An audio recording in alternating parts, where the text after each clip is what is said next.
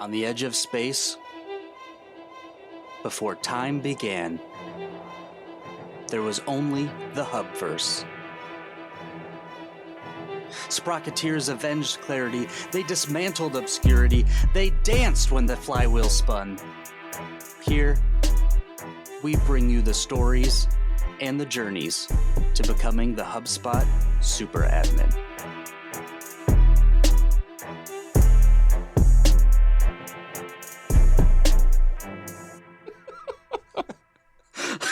Off to a great start.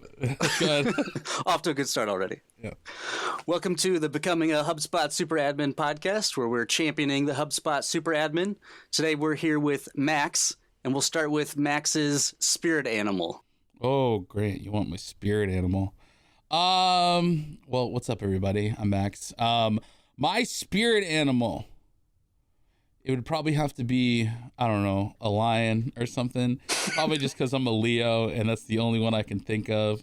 But like, I'm into lions. You know what I mean? They're like strong, but like they also seem like they're pretty good cuddlers. And like when I have like really long hair, it's kind of like a lion's mane. I don't know, man. I can't think of a cooler animal. And I'm going to go with that because I'm a Leo. Is that like Simba vibes? Yes. Simba I'm a big vibes? Lion King fan. Yeah, dude. Call me Simba. I'm all about it. I'll be the Simba of inbound any day of the week. Let's go. Max Cohen is definitely one of those people that if you are anything HubSpot, you want to be following and knowing about and making sure that you're keeping up to date on. And so let's hear from Max about what he's doing now and just a couple statements defining your current role. Yeah, absolutely. So beyond making really stupid videos on TikTok, which is not anything related to my job whatsoever, I just, I always call HubSpot my favorite video game because I love, playing with HubSpot and doing stuff with HubSpot. But I have worked at HubSpot for the past, it was 6 years in December. And today at the current moment, and I plan on doing it for a very long time because I love it, I am a solutions engineer on our pre-sales team.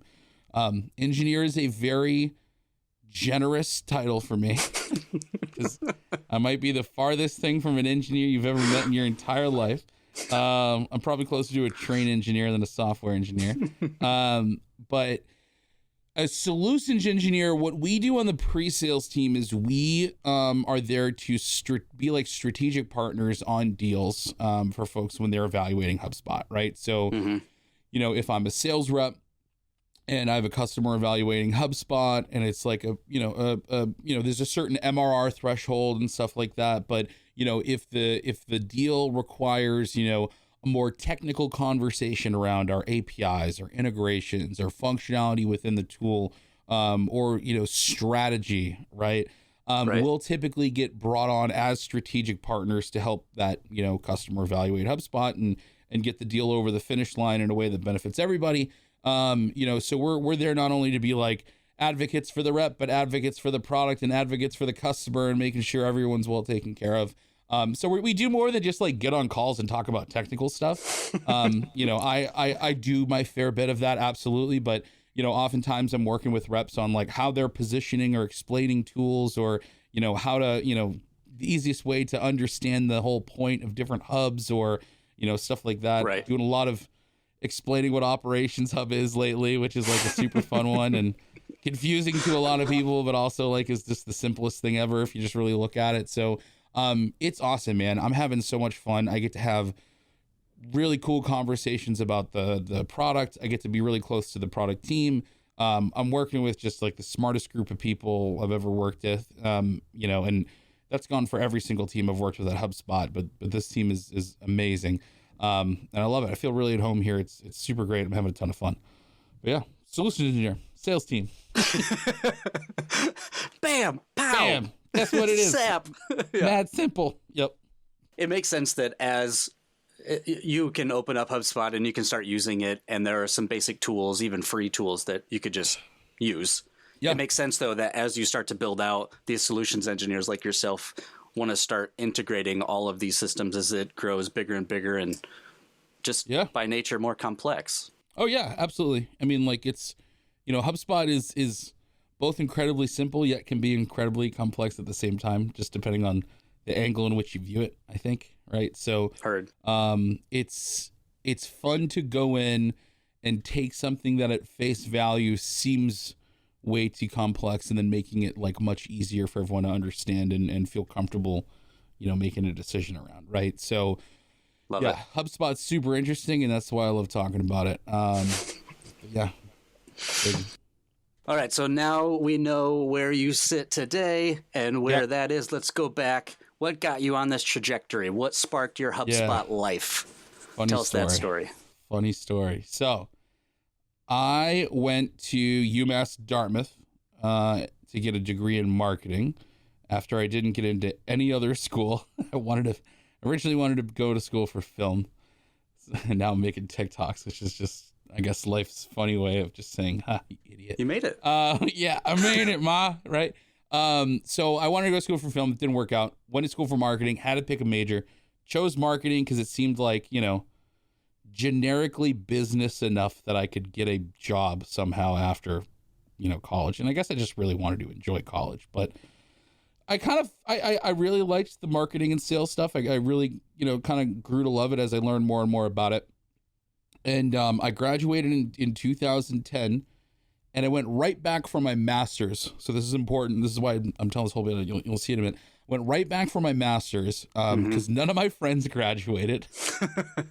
I wanted an extra year of college, but I also was like, I don't know. I don't even know if this was an educated outlook or anything, but I had convinced myself, that there was no jobs available, and like a marketing degree at that point kind of felt like a high school diploma, or at least I'd convinced. This is the argument I made for myself. Sure. I don't know how true it actually was. Right.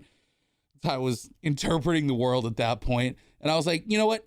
I don't think I'd want to do it later, so I might as well, if I want to get my MBA, I may as well try to do it right now.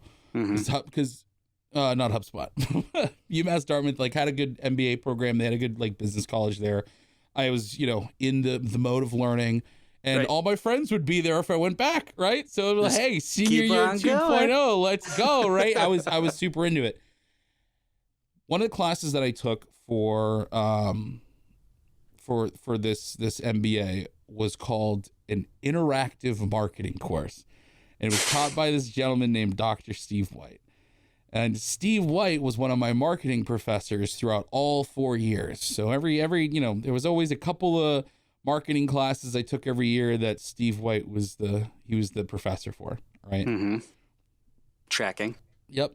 So this is where it got interesting. So day one, after the summer, bro comes in hot and heavy, very first class, and he goes, I see a lot of faces that have had over the past 4 years getting your marketing undergrads or marketing undergraduate degree, like something along those lines. It's like, I've seen a lot of you in my classes, and I know I've taught you a lot about marketing. And he said, what I want you to do is I want you to forget everything I ever taught you. Because inbound marketing is the future. And I'm just sitting there. And apparently this summer he saw the light, and wow. He saw the light, and he became indoctrinated in inbound marketing. Bro went hard. He went in. He drank the orange Kool-Aid, right? And it was kind of funny because on one hand I was sitting there just like, oh, you mean all that stuff I just spent 80 grand learning from you? You just told me that it's all useless? Like, what? And so it was good though, because in order for me to appreciate inbound marketing, I didn't have any work experience as a marketer. I still don't today, by the way. That's a whole nother thread we'll pull later. But I didn't have the experience of being a marketer, but I got the education of at least what it was like. So it was good, because then when I learned about inbound marketing through this course that we kind of did together, I had something to appreciate that it was opposed to, right? I understood what it was actually revolutionizing and what the antithesis of it was, right? So were they pushing the 4 Ps then still? Oh, the 4 Ps were definitely part of it. Yeah. Okay. And then that was more in my undergrad. Right. And then Dr. Steve White came in swinging with inbound. And he's like, inbound is the future. And so it was good because I was able to understand the difference between inbound and outbound without having been in like a more outbound like marketing role, right? So right. It was good because I don't think I ever would have been able to make the argument of inbound versus, you know, whatever the alternative was, like traditional advertising or whatever, had I not at least gotten that like education in it, right? Understood. So that helped. But part of that course was that we had to complete the inbound marketing certification. Wow. So that's where I first got a taste of the orange juice, if you will. That's where I first saw HubSpot, right? And it was funny, like, you know, I got my certification, and then like first thing I did when I was like getting out of college, I put it in my Gmail and just in like a signature. I'm an inbound marketing certified professional, like whatever I thought that was at that point in time. Like, I don't even know if I fully grasped it. I still thought like inbound marketing just meant social media marketing, which like, no, right? It's so much more than that. You're done. Yeah, Max, exactly. Right? You got the certification. Now you can do anything. Hey, you got a Twitter account, share some secrets. Like, that's what I thought. That's what I thought it was. You know what I mean? Like, I didn't think it was, you know, I didn't really get it until I started working here. Right. But so that's like where it kind of started. That spark got reignited after I was working at Apple. So I graduate college. I start my master's. I eventually finished my master's, but I was working as a camp counselor at the time. Tried to get a bunch of jobs, like marketing jobs. One at like an airplane part company, another one at somewhere. I can't even remember where I applied, honestly. Well, you probably had so many offers from that email footer. You just couldn't prioritize all of them. Yeah, no, it was awesome. I had zero. It was like so many to get through. It was sick. Okay. So you're doing some of those jobs, and then all of a sudden, so trying to find those jobs. Well, no, so I've been a camp counselor my whole life, right? I was still doing that, but I was trying to get into like my first marketing job. Couldn't find anything, right? Still kind of working on my master's, but my dad, who was the original one, who was just like, hey, maybe try UMass Dartmouth since you're not getting into anywhere else, right? And this before UMass Dartmouth was actually a desirable school to go to, right? And he was like, why don't you go work at Apple, at the Apple store, not Apple corporate, at the Apple store? Because my dad was a huge Apple guy, and he was a real big fan of the Apple store, right? So we always loved going to the Apple store, and that was like super fun and everything. And I was like, I mean, I guess if it gets me out of working, you know, at the YMCA, being a camp counselor again, right? Sure. Like, I might as well do it, and it'll be like a nice in-between thing, whatever. So I go to work at the Apple store, I get a job there, and in the orientation, they have this thing called a business specialist. And I was like, oh, that's kind of cool. And it's basically a B2B sales role that sits within, within the store? Within the store. Yeah, we were a bunch of, bunch of dudes rocking around in black polos being like, would you like to use Apple computers in your business? Like, it was Apple had just a fantasy idea of like how they wanted to do this in the store. But anyway, the reason this is important is I had a colleague there. He's still one of my best friends to this day. This gentleman named Herman Diesel. So Herman, if you're watching, love you, bud. He jumped ship, got out of Apple, went and worked at HubSpot. And I was like, oh, I know HubSpot. Gotcha. So I stayed at Apple for like 4.5 years-ish, right? And maybe a little less than that. I'm not sure. Probably like 4 years. Too many things happened there because, I was doing B2B sales, but like the managers were managing a retail store. So it was still kind of like, right. It was like you were getting babysat, right? But this is where I first had my like, this was my first exposure to like a CRM tool, right? We had Apple in the store. At Apple. Okay. We had our own homegrown garbage ass CRM tool called Engage. And Engage had intros, which were like leads. It had contacts, companies, and opportunity objects, right? Okay. And it was just this awful. Was it spelled normal or was it spelled funny? No, it was just called Engage, but it was like this awful like CRM layer on top of like SAP or whatever their ERP system was in the back. I can't remember. Nightmare. It was terrible.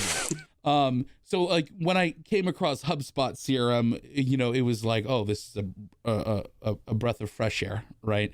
But I got to experience what a bad CRM was, right? And then a good one. And at the time, HubSpot CRM was very new, right? But anyway, so my buddy Herman really liked it. He was working in support, and he was the one who actually like referred me. And I got rejected like 3 times, but I eventually got a job at HubSpot. What was your first job? Which is cool.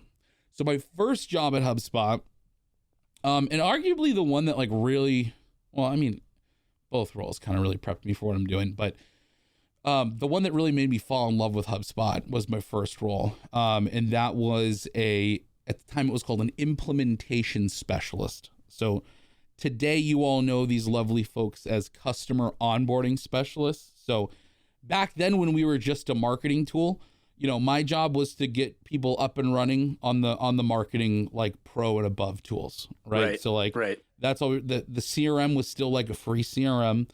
The sales tools were like Sidekick, just transitioning into HubSpot sales, like eventually, right? So like they were in that Sidekick exists, but it's eventually going to become HubSpot sales and it's going to be its own hub type thing. So like that's kind of where I came into the mix. We still had other people consulting on how to do the CRM part of HubSpot, but primarily it was all about marketing. Fantastic. Marketing Hub, right? So I would go and I got kind of passionate about it. Like I was really, really into Wait, it. You? And I was, yeah, What? me. Yeah. And I was like pretty loud too. But like it's only because like I saw the great benefit of customers who really took it and took it very seriously and took advantage of the opportunity and the blessing to be able to afford software like that, right? And actually do something with it, right? Like get a really great content machine off the ground, get a really good inbound, machine going and really make like a transformational change in their business. I got to see that. But then I also got to see the people who didn't do anything. And that's where like a lot of my passion came from, because I saw what people could do when they took it seriously. And then I saw people squander opportunities and I was like, everyone needs to know this. Yeah, no. Exactly. Right. So that's where all my chutzpah, if you will, comes from when it comes to talking about a lot of this stuff. I would go straight up Gordon Ramsay kitchen nightmares on people's marketing strategy. Yes, chef. I'd be yelling at people. I'd be like, no, don't do this. You're not going to do this. We're going to do it this way. And so I was honestly, I was probably a little bit more brash than I should have been. But like, I was lucky because I felt like I was in a role where I could like really, really do what I thought was best for my customers, right? I liked Apple because of that, because Apple was very much, it was a retail store, but we weren't shoving product down people's throats. Right. You were helping customers. Pretty empowered to actually help people, right? So what was cool about HubSpot is that it had all of the good of Apple, but like none of the bad. I got to be treated like an adult. I got to make my own schedule. I got to, work from home when I needed to. Like they trusted me. I had a lot of autonomy. Whereas at Apple, I was a child at a daycare center. You know what I mean? Understood. So that was tough. But yeah, implementation specialist for the first, say, 2.5 to 3 years ish. And then we kind of moved on past there. I don't know how much of the in-between you want, but I got some in-between for you too. All right.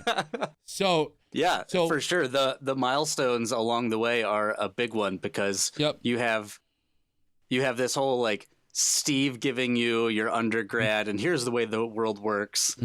Yeah. All right. Now we masters, forget all that. Apple's giving you, here's how the world works. Herman's like, but this thing over here. And you go over there and it's like, well, wait, this is great. I'm an adult. Yeah. Now here's a big milestone I missed. I left out of the equation. When I did training, so when I was going through my own new hire training before I was an implementation specialist, huge milestone for me there was I failed my new hire presentation. Wow. Bombed it. I thought I was doing great. Wasn't doing good. And this is back when they had that. We don't have the new hire presentation anymore. I was on the L&D team as we kind of ushered that out the door. But This is back when you had to do like a whole presentation. You had to build a business from the ground up. You had to do a whole bunch of crazy SEO stuff. It was very marketing focused, things like that. Okay. But I bombed my new hire presentation. And one of the trainers, Alex Croninger, who eventually became one of my bosses, gave me some big time feedback on my presentation. You heard Remember, it was MK and it was Alex and I was up here, and at the end of that presentation I was destroyed because I thought like I knew it, right? I thought I understood the inbound stuff. Like I had gotten certified 4 years before. I knew all about business as I came from Apple. All this inbound stuff's easy, but I thought, no, I didn't know it. And that was really cool because that gave me a wicked kick in my ass. And it was probably like the most transformational like experience I've ever had at HubSpot because it humbled the shit out of me. And that's awesome. It really made me go like, you actually got to like go learn about this stuff because like you don't understand it. Right. Right. Well there's the regurgitation aspect of I know facts. Yes. Then there's the implementation of applying those things to a situation. And that's what they were asking you to do, it sounds like. Exactly. Like, so I was like, all right, I really got to know this stuff.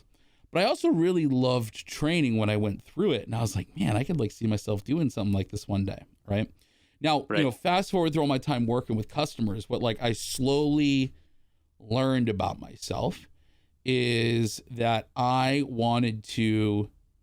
really loved teaching HubSpot the product and the strategy of inbound, right? So like, I loved inbound marketing or inbound as a strategy. I loved HubSpot. I loved how they were kind of built to complement each other in a number of different ways. And I loved like teaching that and explaining that to people, right? Right.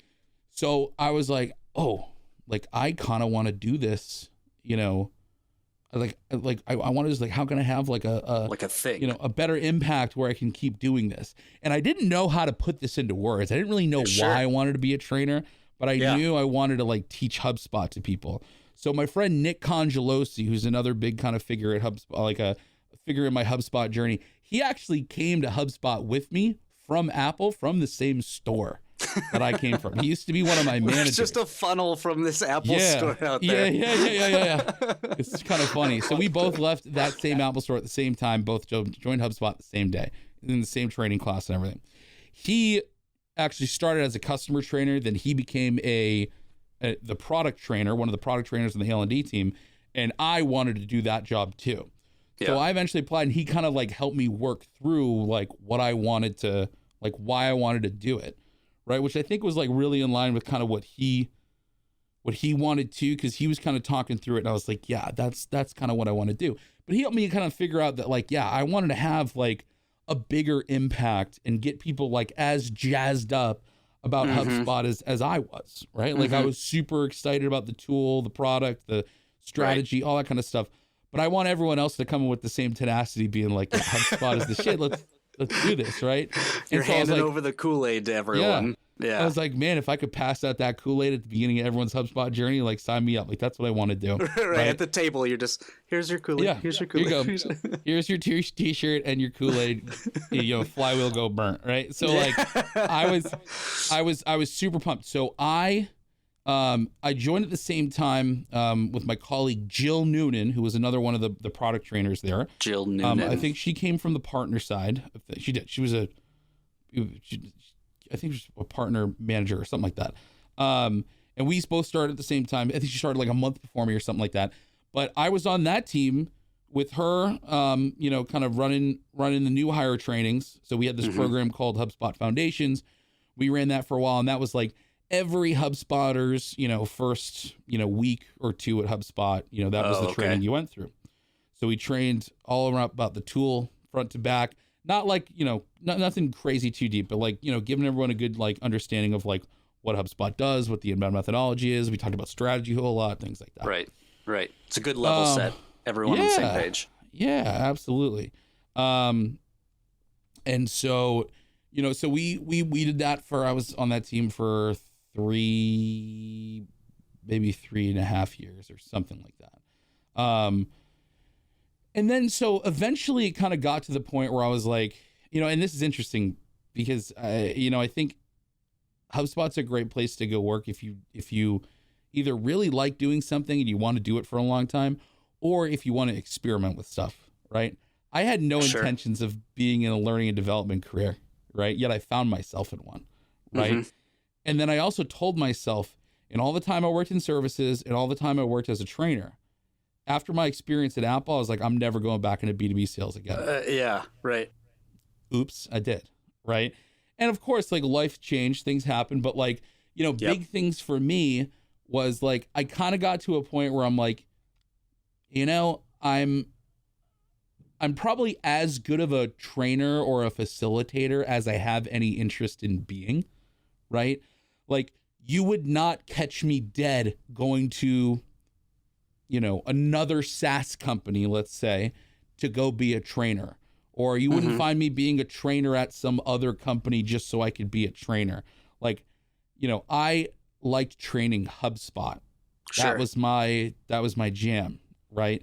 And my passion center comes from the subject matter, right? Yeah, right. And so, like, me and my manager were having like a lot of honest conversations, and you know, one day Alex was just like, "You ever thought of being a solutions engineer?" And so Alex Croninger, she was my manager when I was a trainer there, and I was like, you know, I never really thought of it, but like, I don't want to work in sales. And she's like, well, I mean, I think you'd probably be like pretty good at it. You know what I mean? Like, you love talking about HubSpot, like you know, and you need to make more money too, because in the time that I was a trainer, I had 2 daughters, right? Yeah, a couple kids, yeah.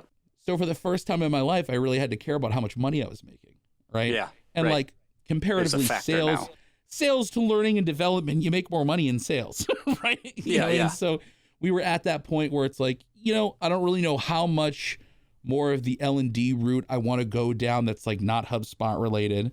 I know I want a job where I want to keep talking about HubSpot, and I know I need to make more money, right? But I don't want to be in like a closing role. And you know, she really was the one that like pushed me out of my comfort zone, which was another thing. Like, I wanted to get out of my comfort zone. I was very comfortable not being in sales. Sales is not my comfort zone, right? But you know, I needed a good, you know, sort of place to go, and she was the one who originally recommended it. And then one day I was talking to Nick Congelosi about it. I was like, yeah, like, I don't know, I want to kind of figure out what my next thing is. He's like, what about solutions engineer? I was like, all right. I'm like, you're the second or third person that's like said that. Yeah. Yeah. And I was like, well, I just don't want to be in sales. And he goes, why? And I go, oh, I guess I don't really have an answer for that. Right. And so, you know, a little more convincing from Alex's end to make the jump, because I was terrified of it, obviously. You know, and I eventually did. And it was like the best decision I ever made. Like, I'm having the time of my life, like, being able to work with customers, like when they're evaluating HubSpot and they're wondering what's possible, and, you know, they're in such a tough place with technology now. And, you know, I can show them the actual ways that they can get to a place where it's easier for them to manage all of this stuff, and they can reduce the amount of systems that they're using, keep using some of their favorite ones, and how to do that. It's awesome, man. It's a great role for like what I want to do in the conversations I like to have. And also, like, I like getting people gassed up about HubSpot, and like that should be happening in the sales process too, right? Yeah. So it's awesome. It's a convergence of everything I love. Yeah. About HubSpot. It totally sounds like that, Max, that it's kind of all you want to do wrapped into one. Yeah. And the flywheel analogy, but this like vortex of, you picked up a little of this, you picked up a little of that, you picked this up, and then you had the conversation, and you started to just zero it in. Yeah. And then it just it went down the funnel, if you will, right? Yeah. It's a weird toilet analogy here, but yeah, we'll stay away from that. Yeah. If you're in Australia, I think it's going this way. Yeah. I just wanted to clarify all of our listeners in Australia. Yep. It does make sense. You do take so well to listening and understanding, and then probing to make sure that you understand, and then just taking that and translating it, and not just translating it one for one. I feel like whenever last we had a conversation, you were just able to talk about a thing the way I needed to hear it. Yeah. Right, so you might talk about the same thing, but you're talking to a particular person, and so you tailor that message to your audience. Oh yeah. And you have to do that as an SC too, because like it's you're talking to so many different people, right? With so many different levels of understanding around the subject matter, so many different intentions, like coming into the calls, all these different, issues and other stuff that they're dealing with. So like, that's the other part I love about it. It's like not every single time I work a deal, they're all their own special snowflake, and it's never the same thing. So it keeps you on your toes. It's awesome. Yeah. Yeah. So it sounds like lots of conversations along the way, and just looking at yourself in reflection of the patterns of the things you enjoy and the things that you find success in. Are there some other steps between the goalposts, so to speak? Trying to hit think. The big ones. I think that's like the big ones that kind of got me to where I am now. We had this other thing that we wanted to talk about, and I forgive me if I'm jumping the gun here, but like, please, you were going to talk about positive influences like along the way and things like that. So I think like, there is the story arc that kind of brought me to being like an SE, which is fun. But then also there's like, why the hell do you have me on the podcast right now anyway, right? It's probably because you found me through a lot of the content I've been putting out there, right? Right. That in itself was kind of like a big thing for me, even though it doesn't have anything to do with my job at HubSpot, right? This is just stuff that I do because I'm passionate about HubSpot. I'm a fan, right? I'm lucky enough to get to work for HubSpot, but I'm a big fan of HubSpot and inbound, which is why I make the content that I make, right? I think lots of people would be surprised. So let's just be clear. This is not for Max's job. The content you see online is because he personally is a fan. I'm a fan. Yep. I just love, I'm lucky. It's amazing. I'm lucky the stuff that I feel passionate about and making content about is also like the place I get to work at. Like, that's cool. Right. Like, I think that's pretty neat. But I think the other kind of interesting part about that is that me putting that content out there is also like me coming to a place where like I spent my entire life being very quiet about expressing myself, if you will. And a lot of that is me just getting to the point where I'm just like, you know what? Like, I'm putting myself out there. You know what I mean? And I want to go ahead and like just put my content out there into the world. And if people like it, great. If they don't, cool. I don't care. Like, I needed some sort of creative outlet, right? An outlet. And right. Yeah. And a lot of this started during the pandemic, right? And I think, part of it was like me going, I was able to influence a lot of folks through training because I was getting in front of a lot of new hires. That's going away. So how do I have a scalable way to get people excited about HubSpot? Right. Where do I put that now? I have this thing. Where do I put that? Oh, it's TikTok. You know what I mean? TikTok. That's like, TikTok. I'll do a stupid dance on TikTok. Here we go. Sweet. And it kind of took off from there. Now, you were going to ask like about like a mentor or manager, or like someone who had a positive influence on me, right? And people, which you've already mentioned, right? You've already mentioned Steve and Alex and Herman. Yep. And so I've had a lot of wonderful people I've worked with at HubSpot. Yeah. Really kind of profound one that I want to mention because you're going to have him on the show is George. So George B. Thomas. If anyone doesn't know George B. Thomas, so George B. Thomas works at Impulse Creative. And George is like the person outside of HubSpot when it comes to like creating content about HubSpot. And George, I really look up to George. I love George. He's just one of the nicest humans I've ever like been able to interact with. He's just a nice human. Yep, he is. And he is the only person out there that I've been like, oh, there is someone out there just like me who's like wicked into this stuff and super jolly about it and, really super passionate and wants to make video content about it, right? Yeah. So like I saw a lot of myself in George, right? Which was super cool. But I was having a really profound conversation with George one time, and George really, really helped me kind of through like a rough patch I was going through when I really started creating a lot of this content, right? This is before me and George, me and George were working together like more so like when I was still a trainer, the TikTok Okay. stuff happened after me and George were already kind of like buddies and doing some podcast Connected. stuff and things like that. Yeah. Yeah. But there was a point where I was like putting out a lot of content, and I started to get really down on myself because, kind of like I said before, I came to this. HubSpot's the only place I've worked besides Apple out of college. Mm-hmm. That's like a professional like job. Sure. That has anything to do with marketing, sales, or service in any way, right? And Okay. so, I started like telling myself, and getting in my head when I was like, hey, dude, you, what do you know? What do you know? What?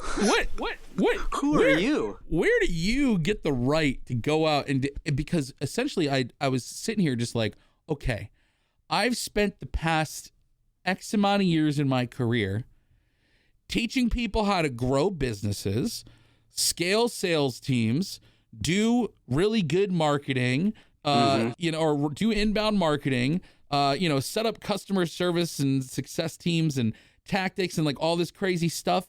I've done none of that myself.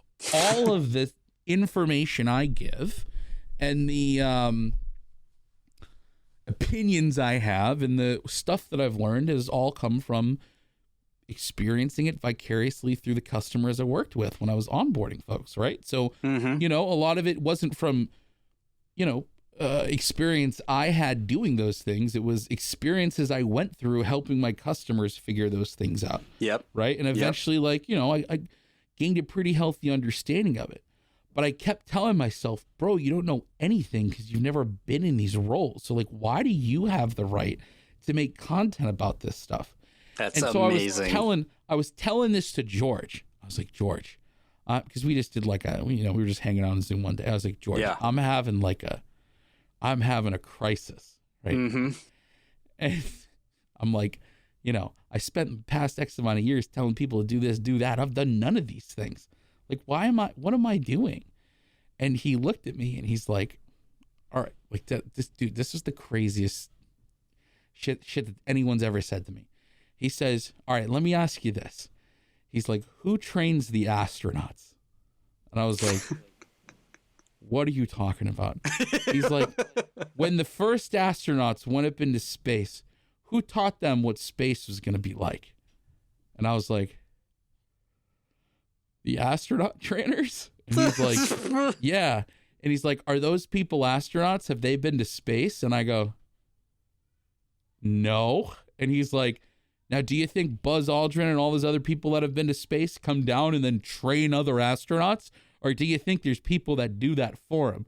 And I'm like, I think there's people that do that for him. He's like, do you think they've been to space? I'm like, probably not all of them. He's like, yeah, exactly. He's like, you could still be a trainer and not having done that thing before. That's like, it's beautiful. okay. They did their research, right? That's and they beautiful. learned and they made a lot of educated guesses, especially the first people who were like, hey, first person going to space. When you go up into space, it's going to be like this. How do we know? I don't know. We did a bunch of math and shit and figured it out, right? Like, and it's our best guess. You know what I mean? Right. Like, We're like going with it. Exactly, right? And I was like, oh shit, yeah, I should probably stop telling myself like, oh, I can't put my opinion out there because I haven't done X, Y, or Z. Like, if it makes sense, I can put it out there and people can either listen or not, right? So he has just been this Kudos, massively, George. yeah, I love you, George. George is great. We He's love just you, been George. this massive kind of not only great influence on like the inbound community because he does a bunch of public speaking. That guy puts out more video than I can't even. Right. I can't even fathom how much video he puts out, but also just like on me in general, just as just great friend, just amazing mentor. Like that conversation is one that'll stick with me forever. You know what I mean? Because like that was what I needed to like rip myself out of this just misery pit of like self-doubt and despair and just be like, dude, just go do your thing. You know what I mean? And if Just people get like after it, they it. like it. If they don't, they don't. Who cares? You know what I mean? And so that was super cool. So, George, if you're watching, Awesome love you, story. buddy. Thanks for that little pep talk. I needed it. But yeah, man. That's George. George B. Thomas, Yes. the man, Mhm. the person to go to, the go-to. Mm-hmm. The goated go-to. That's right. Yeah. The gilded goated go-to. Gilded goated go-to goat. Yes. All right, let's keep moving on here. We have our final wrap up with between the goalposts. We've gone from where you're at to where the arc started. A couple milestones in between. Talk through George. Now let's hear about 10 years from now, Max. There's this guy. Yeah. There's this 10 years from now, Max. He's out there. Yeah. What does 10 years from now, Max, say to current Max right here, right now? What is he saying? What is he talking about? Yo, this one's tough. I mean, you know, I'm not special. I'm going through stuff just like everybody else is going through stuff, especially in this, you know, crazy pandemic that we're either still in, just getting out of, or in some sort of lull. Like, who knows kind of where we're at with that. But, you know, I've been going through some stuff lately, and it's really tough. We're not going to harp about it too much on the show, but, you know, I would hope that 10 years from me now, Max would look at the one today that's going through it all, and what do they say? I think he said, it's a good thing you tried as hard as you did, I guess, or something along those lines, right? Maybe see how it all paid off or something like that. That's what I'm hoping. The 10 years from now me is going to say to me one day when I go remember this in 2032 see how or whatever. How it all paid off. Yeah, look at all that work you put in. Yeah, look at what you did, right? So I'm hoping whatever it is that I need to do, I'm able to muscle up the courage, the willpower, the strength, the whatever it is that's needed to kind of get me through what's going on right now. But you know, I'm practicing positivity, my man. So that's what I'm hoping for. We're with you, Max. We believe in you. Yeah. Cool. Before we close it out, over the next 10 years, tell the people where they can find you and track your progress. Man, if I'm doing tech talk in 10 years, I screwed something up. But if you want access to my my goofy HubSpot inbound adjacent content, you can find me on TikTok at official Max Cohen. Why it's official, I have no idea. I just think it's the official. It's just. I just think it's goofy, just because I don't even have 1,000 followers on there yet. I call it official. It's hysterical. Official Max Cohen on TikTok, on Twitter, even though I never go on Twitter. But most of my content from TikTok, I cross-post onto LinkedIn, and that's where I'm the most active. So just connect with me on LinkedIn if you ever want to nerd out about HubSpot, or you want some advice, or you want to get my take on something. More than happy to give it. And I'll be the one just polluting your LinkedIn feed with a bunch of goofy TikToks about inbound and HubSpot. So that's where you can find Max Cohen on LinkedIn, MaxCohen. You can see all the postings, and he can sprinkle your feed with some surprise and delight along the way. Oh heck yeah! Lots of surprise. Surprise is one way to say it. Yeah. Max, thanks so much for sharing your story with us. Tell us, are you a HubSpot Super Admin? You know, I hope that I could be one. If someday when you grow up. Yeah, I mean, if I wasn't working at HubSpot, I feel like that is the type of job that I would seek out, right? You know, it's, and I think I've got some coming to terms on myself, like, you know, with the idea of the HubSpot admin. You know, I very much kind of grew up on the idea that, like, you don't need an admin, right? You can, the common person can do it.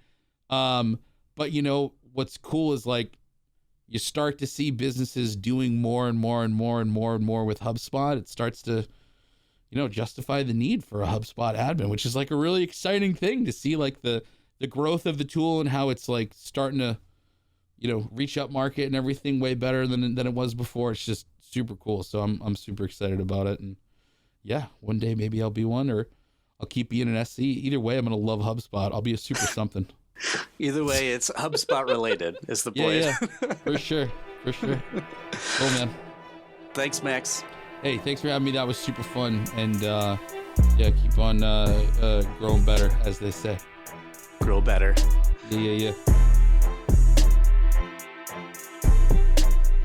Becoming the HubSpot Super Admin podcast is available at HubspotSuperadmin.com or wherever you get your podcast.